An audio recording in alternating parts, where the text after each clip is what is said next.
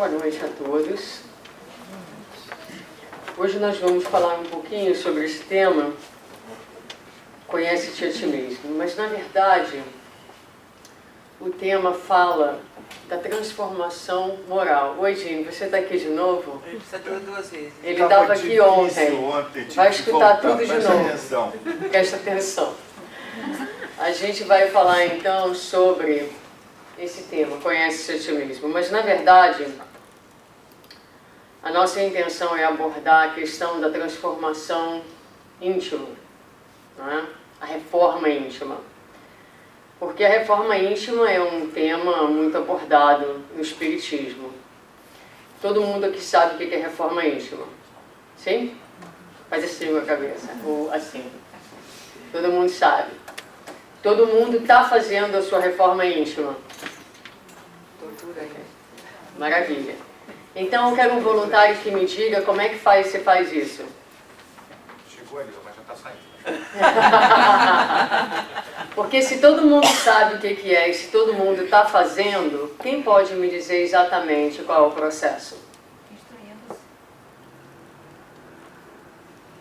Oi? Você cansar das coisas que te fazem mal.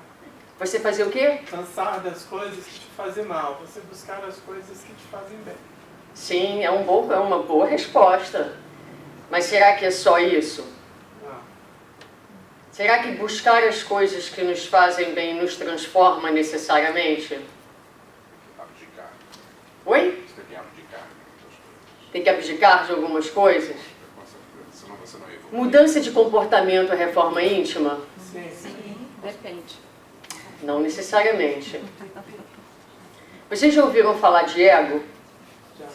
Ok. O ego ele é muito falado nas palestras públicas e todas as palestras que se referem à reforma íntima, não é verdade? Quem me define ego? Porque não existe reforma íntima sem entendimento do ego. Então, se não existe reforma íntima sem entendimento do ego, alguém precisa me dizer o que é o ego. É a nossa essência.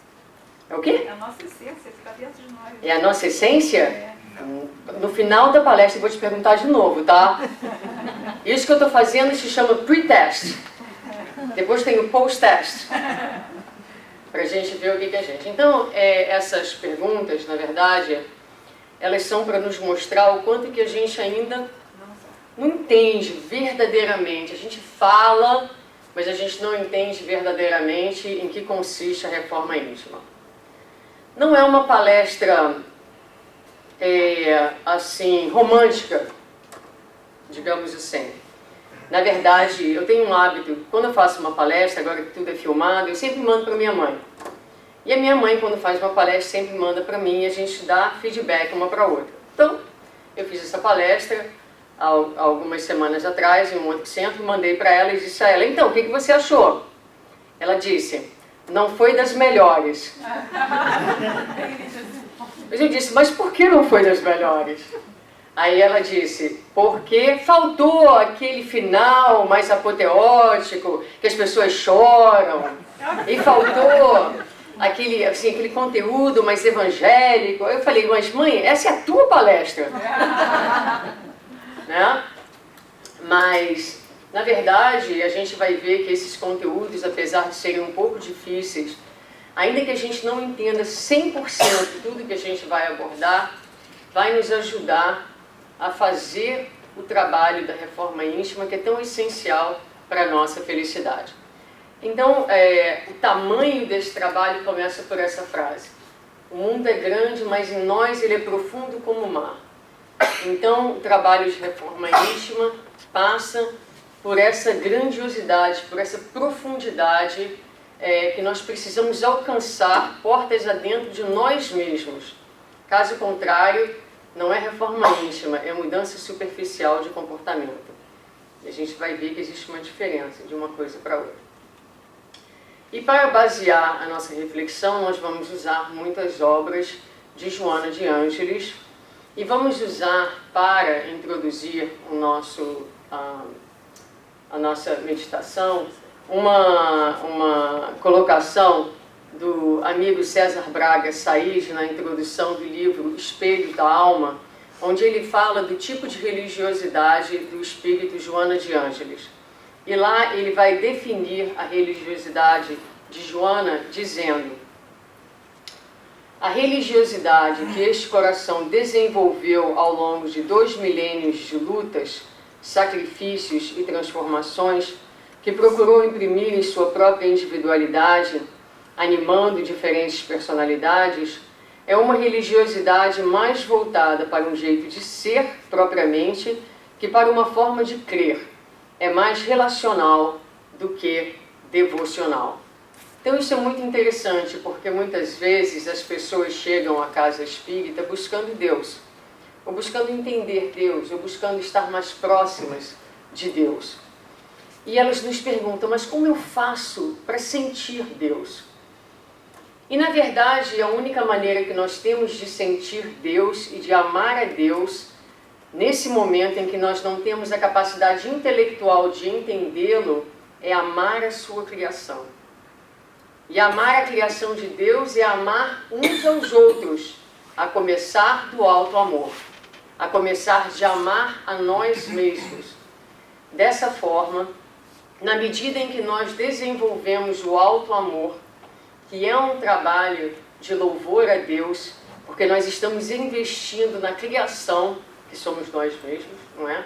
Nós então nos aproximamos do próximo, porque nos aproximamos de nós mesmos. E nesse trabalho de relação ativo, eu ativamente busco a minha transformação, busco a minha melhoria, e na medida em que eu me amo mais, que eu me compreendo mais, que eu me abraço mais, eu me torno também mais capaz de compreender, de abraçar e de estar com o próximo.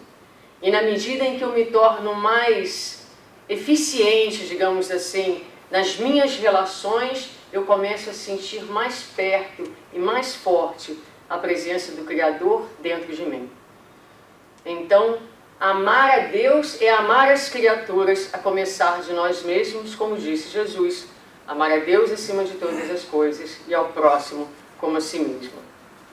Muito bem. Então, se começa por nós, nós precisamos entender quem nós somos. E, tradicionalmente, nas palestras espíritas, nós somos espírito, perispírito e corpo. Mas hoje não é essa via que nós vamos tomar. Nós vamos falar de um ser psicológico, porque nós somos seres psicológicos. E no eixo desse ser psicológico, no cerne, está o espírito, a essência. E esse espírito, ele funciona então como um comandante. É ele que é o princípio ordenador do todo. Então aqui, a essência. Agora um conceito que talvez seja novo para alguns de vocês. Quando nós encarnamos no mundo material, nós tomamos uma roupagem material. Mas junto dessa roupagem material, nós tomamos também uma roupagem psíquica. Essa roupagem psíquica é o que nós vamos chamar de ego. Uma roupagem que vai se formando a partir das muitas existências do espírito, da aquisição de experiências, incluindo erros e incluindo acertos. O ego, então, é uma instância psíquica imaterial. Difícil da gente entender, porque tudo que é imaterial é difícil da gente entender. Mas quando nós encarnamos, ele se manifesta nesta persona. Quem é a persona? A persona sou eu nessa encarnação. Então a minha persona é Suzana, é casada, é mãe, é fisioterapeuta. Esta é a minha persona, não é? E o meu ego se manifesta nessa persona. Ele, na verdade, ele é um administrador. A função do ego é administrar. Quando o espírito, a essência, entra na carne, nada chega ao consciente sem passar pelo ego. Então, ele administra as experiências do espírito enquanto encarnado, de tal forma que essas experiências gerem aprendizado e iluminação para o espírito imortal. Eu sei que isso é difícil de entender, Eu li 2 livros inteiros, estudei, está todo marcado, para começar a entender esses conceitos. Mas ainda que a gente não entenda eles por completo, essa ideia, nós vamos trabalhar um pouquinho mais nela e vocês vão sair daqui com uma ideia melhor. Mas então o ego, ele é um ser abstrato. E aí a gente pergunta para você, aqui é só a mesma definição do que eu falei. É como está no livro, instância psíquica, que se desenvolve lentamente no curso das encarnações, elemento básico para a sobrevivência consciente do ser, administra os desejos, os compromissos, o prazer e a realidade. Tudo que se torna consciente passa pelo ego e ele se enraiza na psique e exterioriza-se na personalidade. Então ele está inserido no psiquismo humano e se manifesta para fora de nós, na nossa personalidade, onde ele vai manter o seu campo de desenvolvimento e de trabalho. Então esse ego está se desenvolvendo e trabalhando aqui, nessa encarnação, nas experiências do presente, a favor da iluminação do espírito imortal. Então ele é uma ponte. Como o perispírito é uma ponte semimaterial, o ego é uma instância psíquica que é ponte também entre o ser imortal e a personalidade atuante no presente momento. Muito bem. O ego. Então agora, bem, isso aqui a gente começou a palestra falando de ego. Todo mundo conhecia o sujeito e ninguém sabia exatamente como é que ele parecia, qual era a cara dele, não é? E a gente fala dele a torto e direito, como quem tem conhecimento profundo do que está falando. Agora eu pergunto a vocês, baseado nisso então, o ego, esse camarada, ele é bom, ele é mau ou ele é neutro? Neutro. Bom, Depende da pessoa. depende da pessoa. Tem pessoas com ego bom, tem pessoas com ego ruim. Ok, pode ser. Não vem Who com a knows? pessoa, não vem com você, quando a persona vem, ele não vem junto? Vem junto. Então, pode ser bom, pode ser ruim. Verdade, tem pessoas boas, tem pessoas ruins. O seu ego é bom ou ruim? Eu acho que não veio termo. O ego dela é meio termo. Ótimo. Então tá bom, essa foi uma boa resposta. Então, gente, o ego, vamos lá ver. O ego, na verdade, pode. Ele não é uma instância tóxica, a não ser quando ele se encontra adoecido. Então, quando a gente olha a palavra egoísmo, é o ego adoecido. Ismo é sufixo doença. Egoísmo é um ego que adoeceu. Então, o ego, ele só se torna negativo, digamos assim, quando ele adoece. Se não, quando se encontra adoecido, enseguecido, atirando-se no abismo das alienações. E aqui ele vai dizer, então, em determinada fase de desenvolvimento humano, ele se corrompe pelo excesso de si mesmo, se perverte à medida que se considera o centro de tudo, aliena-se como se fosse autossuficiente e se torna cego para a sua natureza real. Nós vamos dar vários exemplos disso mais para o final, para a gente entender. Mas então esse ego é como se ele tivesse uma overdose de si mesmo. Uma overdose. A gente tem overdoses de nós mesmos, né? Porque somos todos meio adoecidos, não? Então, o que acontece com esse ego que adoece e que tem essa overdose de si mesmo? Joana de Ângeles vai dizer: em face da ilusão sobre a permanência do conjunto somático em que o espírito se movimenta na Terra, isso simplesmente quer dizer permanência do conjunto somático. Quando nós entramos na carne, não é? Nós temos ilusões. Então fixam no espírito equivocadas impressões de perenidade em torno de tudo quanto afinal é transitório. Então quando nós entramos na carne, o que acontece? Nós começamos a atribuir valores eternos a coisas que são transitórias. A ideia falsa em torno do prazer e o desejo da própria satisfação estimulam a ambição pela posse e a consequente conduta que impõe amealhar de coisas a que atribui exagerado valor. Então aqui a gente vê o que acontece com o ego adoecido. Nós temos o espírito, mas aqui nós temos um ego adoecido que se torna, na verdade, soberano. Ele acha que ele agora é o chefe, que ele agora é o comandante. E como chefe e comandante, ele tudo sabe. A pessoa que tudo sabe, geralmente está imersa num campo de ilusões. Geralmente ela está num processo de overdose de si mesma. Então, quando nós nos achamos muito possuidores da verdade, pare e pensa um pouquinho. Agora, a ilusão do ego, o que acontece? Ele vê cargos, status, posição religiosa, posse, como se fossem dar a essas condições um valor que não é o valor real. Então, muitas vezes, nós nos utilizamos dessas posições, por exemplo, para extrairmos dela o nosso valor de gente, de espírito imortal. Então, há palestrantes espíritas que usam do pódio e da oratória para alimentar o seu ego. E se sentem, as posições dentro das religiões, os cargos religiosos, são extremamente perigosos, porque são extremamente egóicos no mundo onde a gente vive. E muitas vezes o nosso senso de valia fica exacerbado por uma ilusão de uma posição assumida em determinadas atividades. E esse ego, ele se torna então cego, ele perde contato com a essência, ele perde contato com os valores do espírito. Até agora tudo bem? Mais ou menos? Está dando para ir, né? Muito bem, mas não é só isso, gente, tem mais. Então, esse slide é tirado da apresentação do Marlon Hegdal, né, ele que fala sobre isso, é uma das pessoas que fala sobre isso. Essa imagem é uma imagem usada por Freud para explicar para a gente o seguinte: o ego pensa somente em si, não compreendendo a imensidade do inconsciente que é o seu total.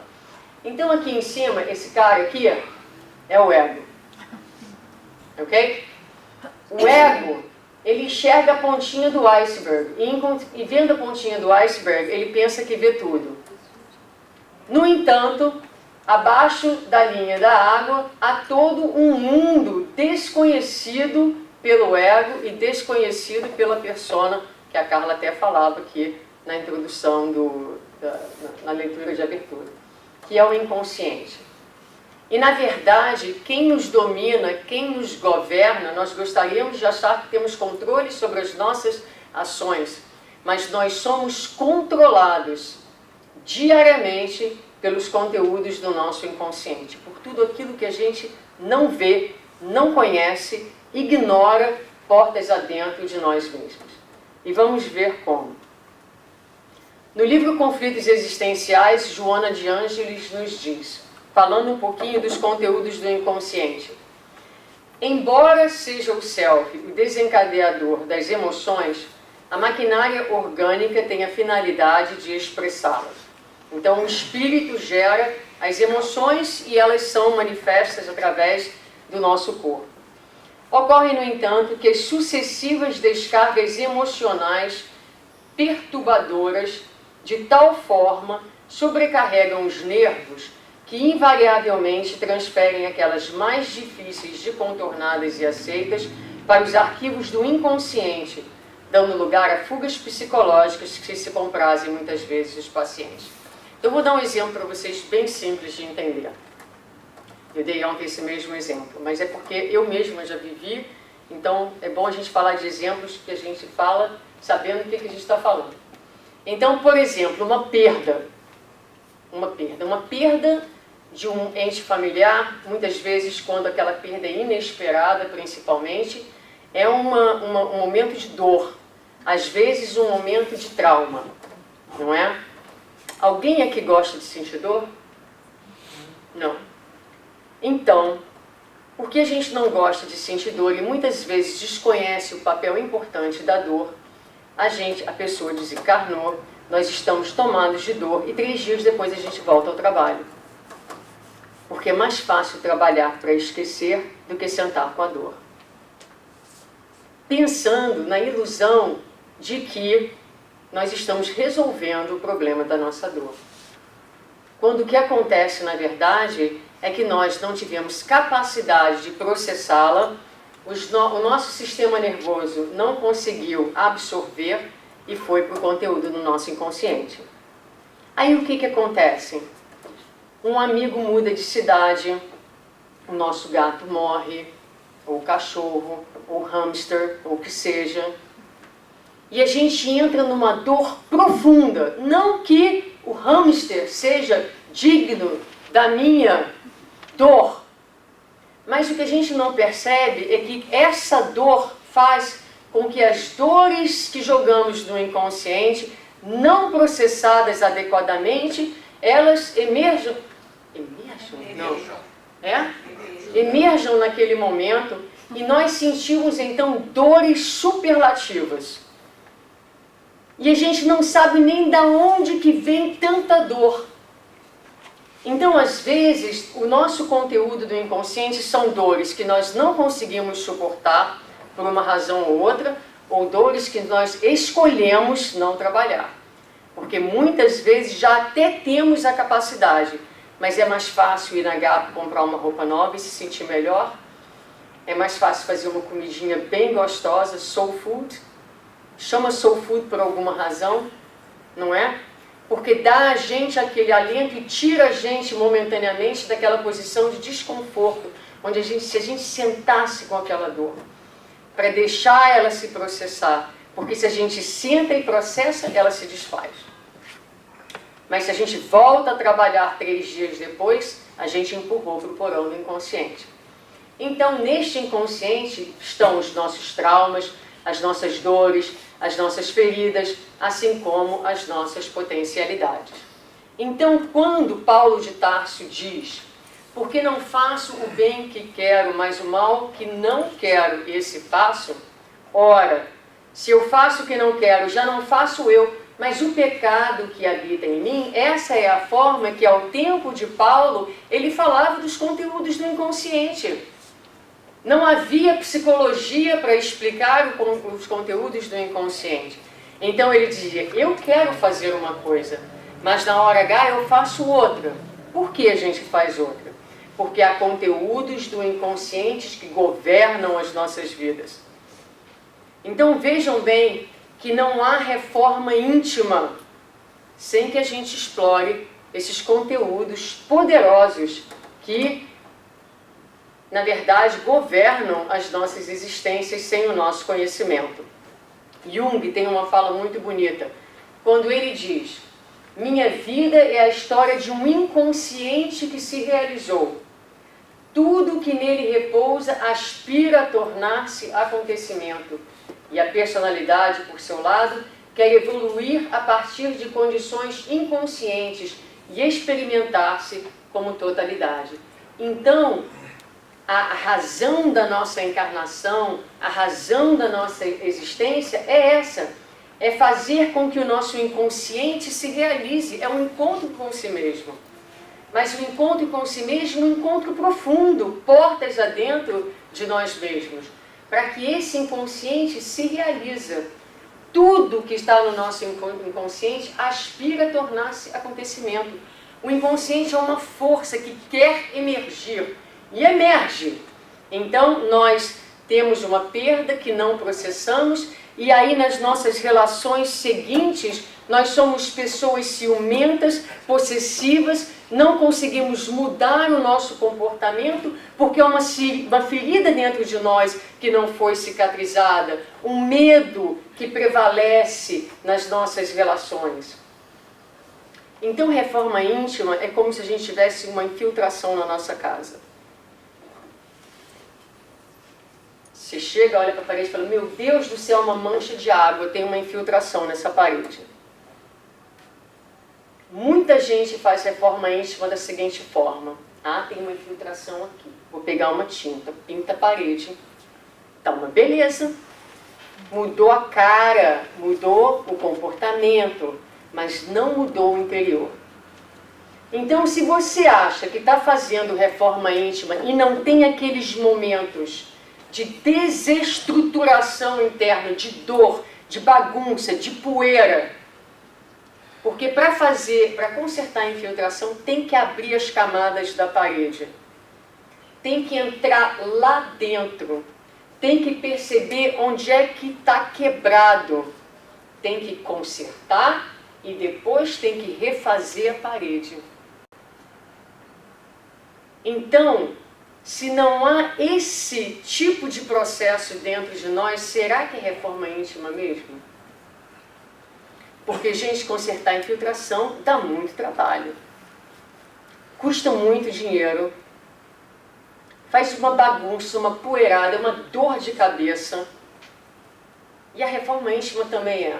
Porque requer que a gente tenha coragem de quebrar determinadas camadas e ir lá dentro encontrar onde é que está o furo, não é?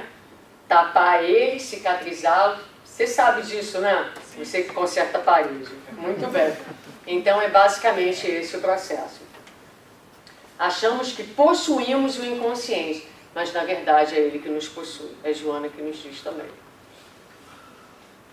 E aqui ela fala, continua falando no livro Em Busca da Verdade, que nós não devemos, então, ficar contra as nossas imperfeições. Antigamente, a gente pensava que reforma íntima era assim. Eu tenho esse lado ruim, vou cortá-lo, né? E pronto. Hoje em dia, a gente sabe que isso é um movimento de auto-ódio, de não aceitação.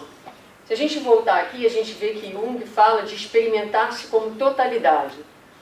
De acordo com o pensamento de Joana de Ângeles, ou ela de acordo com o dele, quando ela diz que não é uma questão de ficar contra as sombras, mas de identificá-las.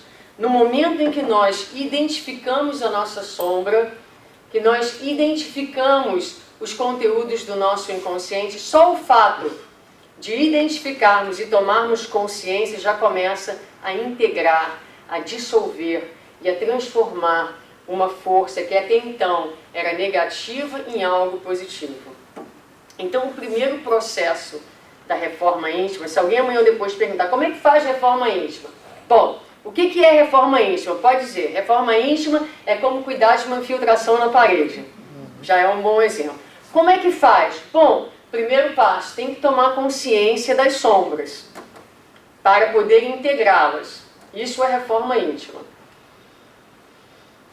E falando desse conceito de integração, então nós temos Jung há um tempo atrás, temos Joana, e hoje em dia nós temos a ciência, os psicólogos que nos falam também de integração.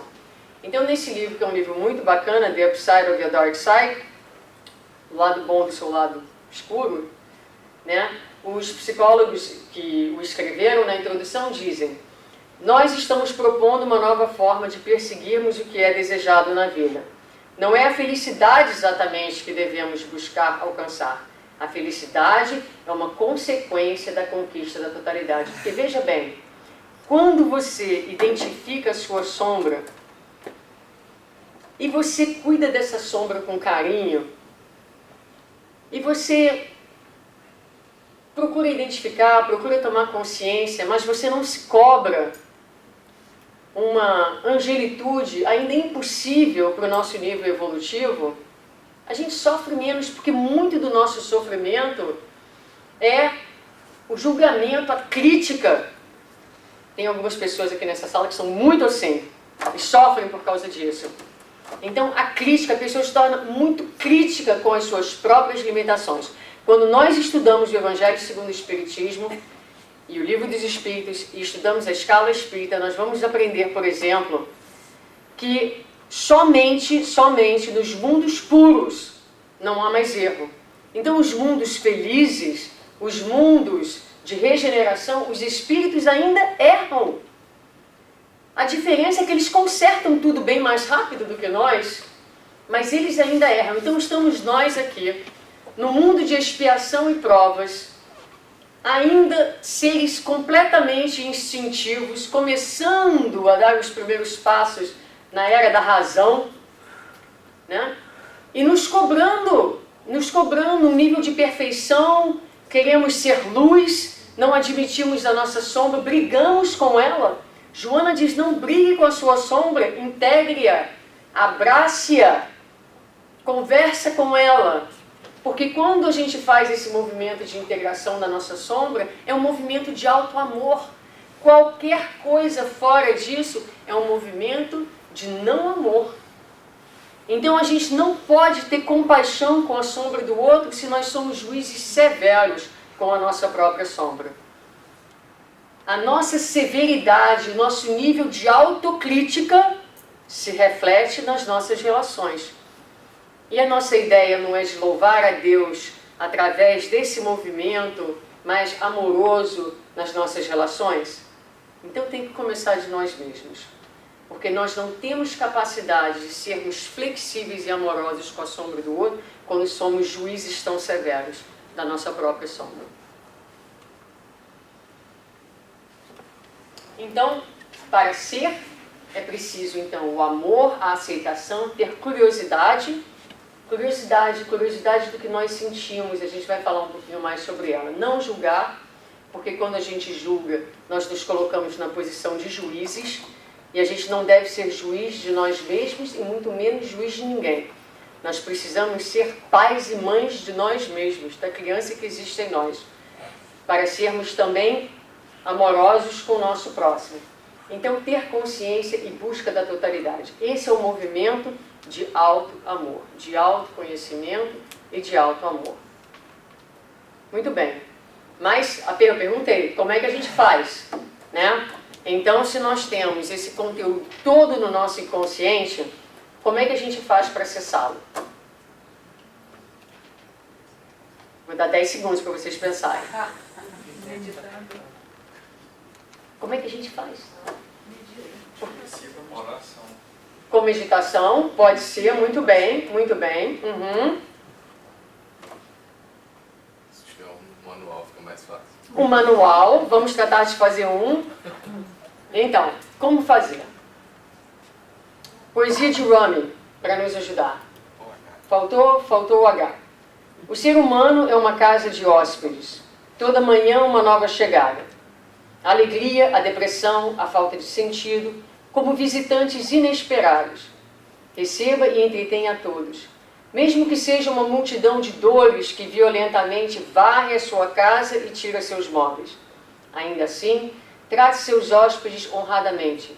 Eles podem estar te limpando para um novo prazer. O pensamento escuro, a vergonha, a malícia, encontre-os à porta rindo. Agradeça a quem vem, porque cada um foi enviado como um guardião do além. Então, gente, o primeiro passo. São nossos hóspedes. Quem são os hóspedes do seu coração? Não precisa responder. Quem são os hóspedes? Quem habita o seu coração? Não tenha vergonha deles. Se eles estão no in da sua alma, do seu coração, eles chegaram ali por alguma razão. Então, não adianta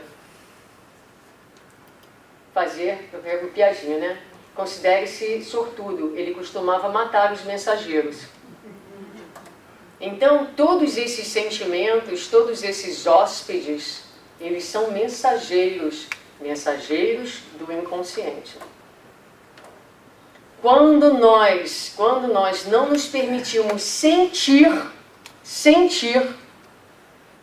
nós perdemos a oportunidade de entrar em contato com os conteúdos do nosso inconsciente. E nós somos mestres em matá-los. Mestre em matar estes sentimentos. Esses visitantes inesperados. A vergonha, né? A inveja. A gente mata esses sentimentos, mas eles são, na verdade, hóspedes que devem ser tratados honradamente. Então, se nós percebemos consciência, eu percebo um sentimento em mim, é preciso conversar com ele. Oi, dona Raiva, como vai você? O que a senhora está fazendo aqui no meu coração? de onde você vem, qual é o seu significado. No momento em que a gente percebe que ela existe, gente, vamos lá, espírita não sente raiva, né? Imagina, de forma nenhuma. A gente sente irritação, a gente sente frustração, a gente é mestre em dar nome diferente para raiva. Mas a gente sente raiva sim. E a raiva não tem nada de errado. Nada de errado. A raiva pode ser um movimento positivo. Ela pode ser usada como uma força positiva na nossa vida para criar revoluções, para criar mudanças. Não é o sentimento é mensageiro de alguma coisa. A gente precisa conversar com ele e entender o que ele está fazendo ali. E a gente vai falar um pouquinho mais da raiva.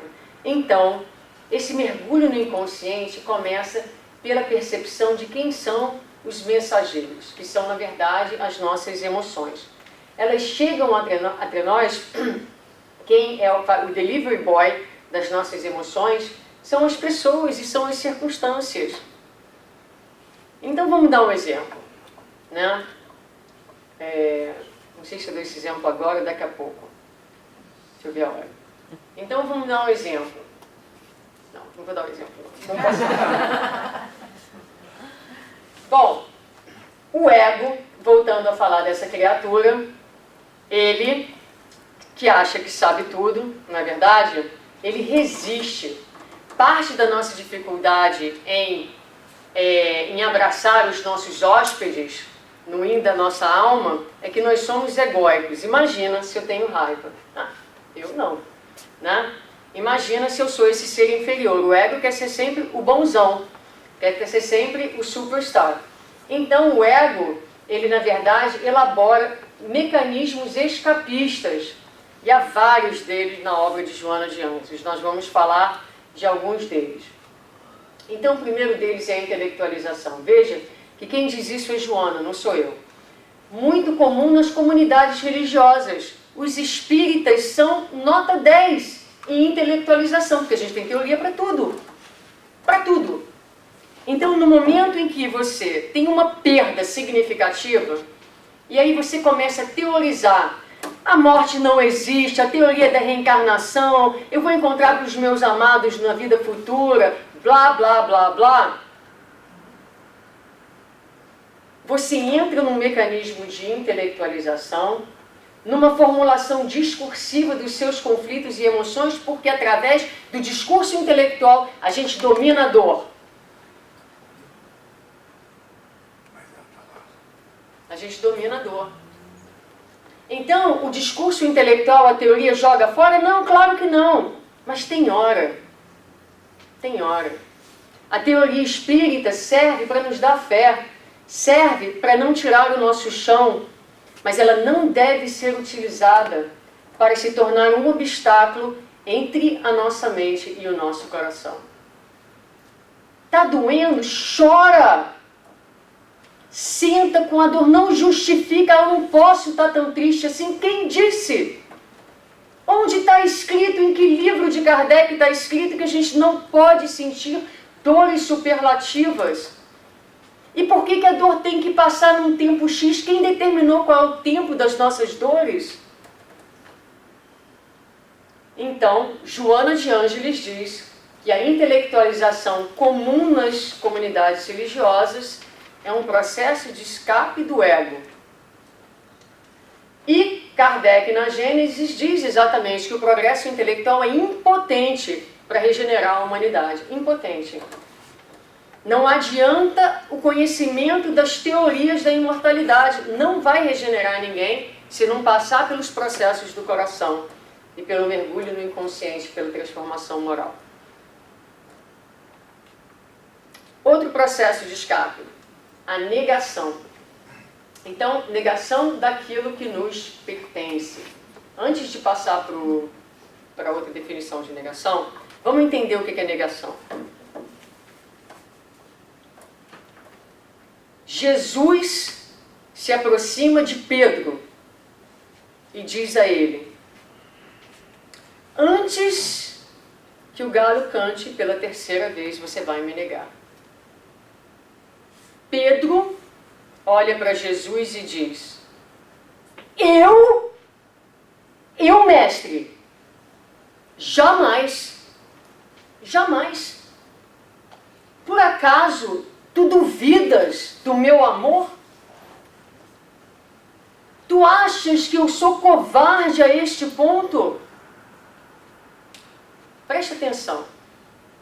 Jesus Cristo conhecia as profundidades daquela alma. Mas Pedro, que desconhecia a si mesmo e os conteúdos do seu inconsciente, não reconhece a sua fragilidade. Jesus vai dizer, Pedro, ainda hoje vais entender que o homem do mundo é mais frágil do que perverso. Ele era desconhecedor da sua fragilidade, da sua sombra. Vejam bem, não foi qualquer pessoa que falou para ele, não. Foi Jesus. O homem até aquele momento não tinha dado uma errada. Então não adianta eu chegar para o Marcelo e falar para ele, Marcelo, deixa eu te falar um pouquinho da tua sombra, que ele vai olhar para mim e vai falar, eu? E se ele chegar para mim e falar, eles vão falar, eu? Porque a gente não consegue, pela nossa posição egóica, o ego tem dificuldade de olhar para dentro, então ele enxerga a sombra fora. Ele enxerga a sombra fora. Então tudo que eu enxergo fora fala da minha sombra. Se eu critico a maneira de ser de uma pessoa, se vestir, andar, falar, fazer, na verdade, ela reflete alguma coisa dentro de mim que eu não gosto, que eu não quero ver, e o ego não me permite enxergar. Então, esse é o mecanismo da negação. E dentro da casa espírita, a estratégia de negação mais forte que existe se chama obsessão. Então, a criatura chega no centro espírita e diz, eu tenho um problema, eu tenho um obsessor. Ou seja, ela nega que o problema é dela e ainda transfere, que é uma outra forma de escapar, a responsabilidade do problema para o outro. Então, Joana diz, estratégia de negação mais utilizada é a obsessão. A pessoa que diz, não, porque eu tenho um obsessor, e olha, não são só as pessoas novas que entram aqui dentro, não. Trabalhadores espíritas. À torto e direito. Não, porque eu não estou muito bem, eu estou passando por uma obsessão. Hello? Hello? Então vamos começar o processo de desobsessão? Olhando para si mesmo? Não é? Porque quando a pessoa fala, mesmo que sutilmente, não, eu não estou muito bem, eu devo estar com um processo de influenciação, você está fazendo um share responsibility. Né? Então, mas de uma certa forma transferindo. Tá, eu não estou muito bem, mas na verdade o problema é o obsessor. Então isso é um processo de negação do ego, de transferência. A projeção, a gente já falou, não é? Um pouquinho, ou seja, nós vemos nos outros aquilo que nós não suportamos em nós mesmos. Muitas vezes, por exemplo, a inveja. Não, espírita também, duas coisas que o espírita não tem, gente. Raiva e inveja. Raiva e inveja.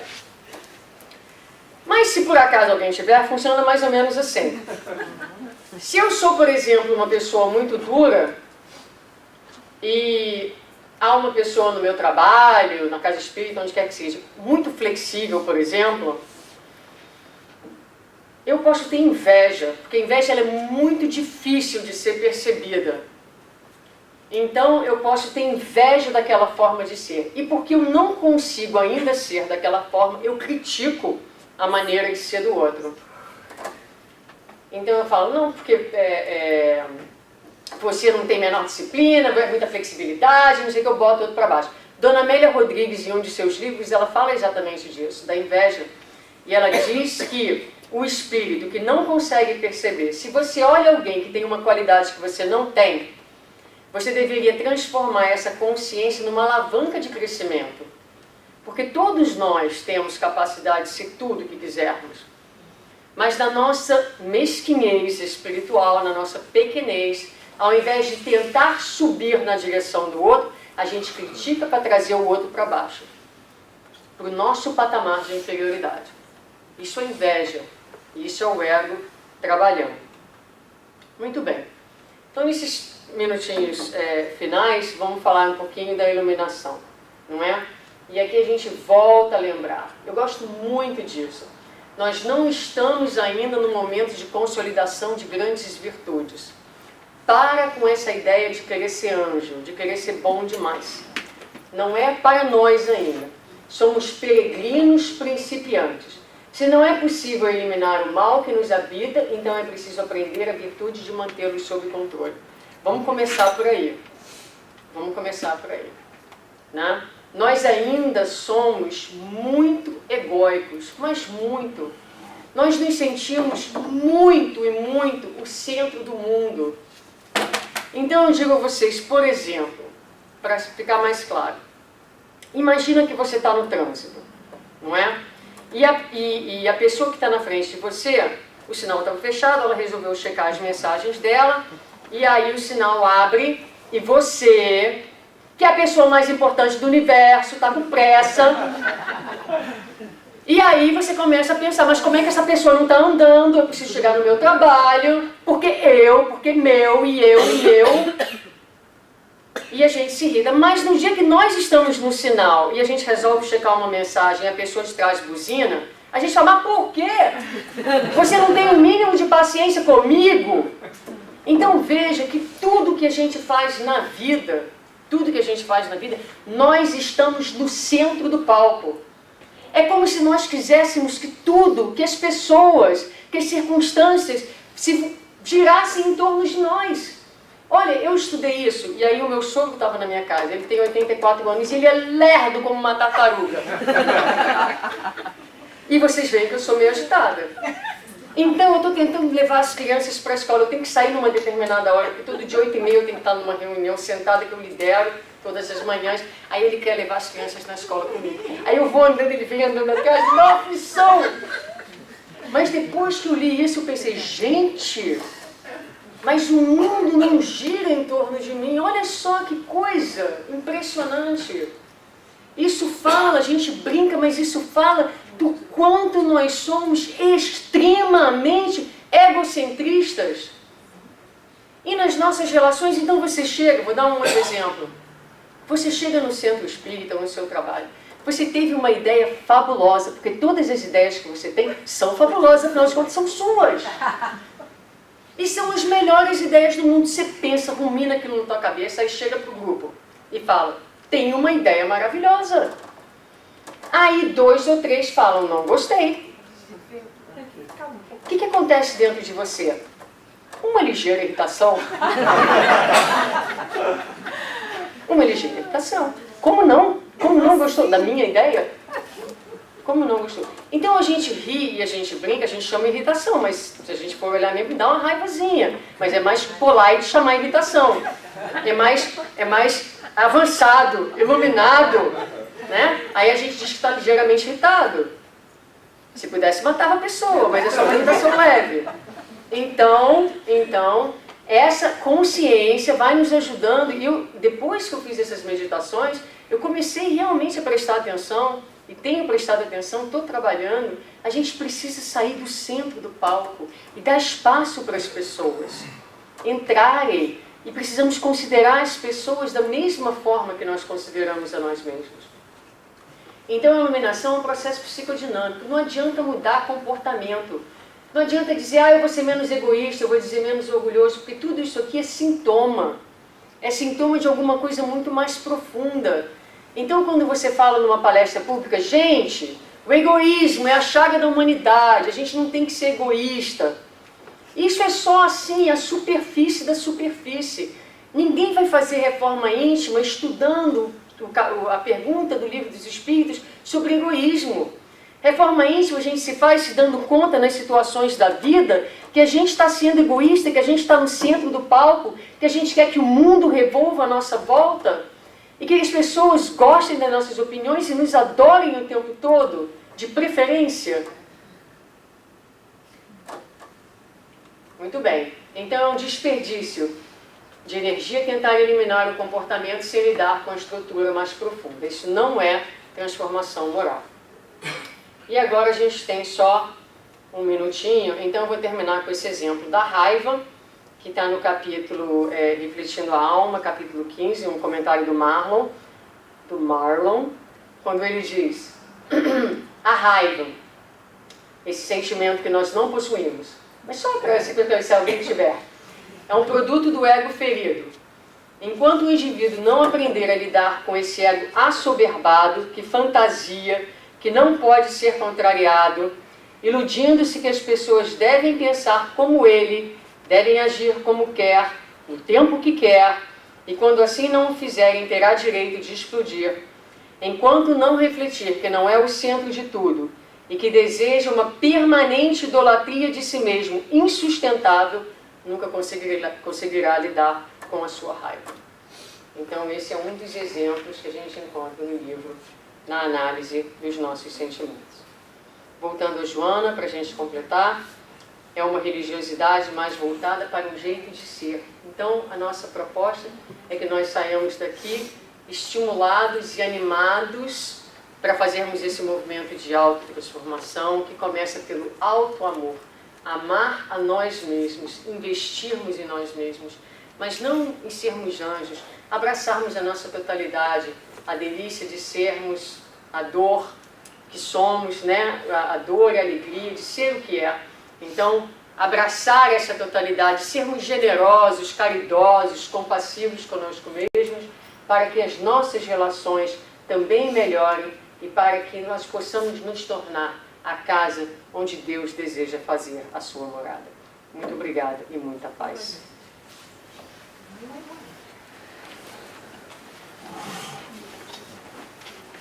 Obrigado, Suzana. Eu vou dar os avisos no final da nossa reunião para que a gente possa, recebendo os passes, refletir sobre essas palavras que foram trazidas aqui. Então, eu vou pedir.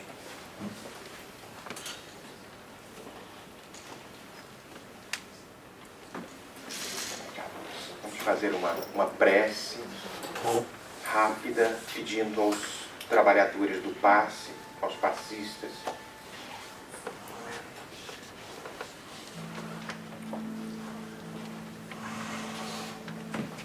que já se posicionem.